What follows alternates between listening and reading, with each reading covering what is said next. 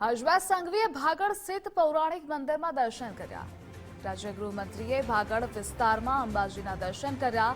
હર્ષભાઈ સંઘવીએ માં અંબાના દર્શન કરી ધન્યતા અનુભવી।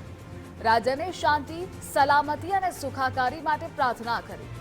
માં અંબાના ચરણોમાં શીશ ઝુકાવી હર્ષભાઈએ દર્શન કર્યા। ભાગળ વિસ્તારમાં 600 વર્ષ જૂનું અંબાજીનું મંદિર છે। આઠમના દિવસે દેશભક્તિમાં રંગાયું છે। સૌ ભાવિ ભક્તોની મનોકામના પૂર્ણ થાય।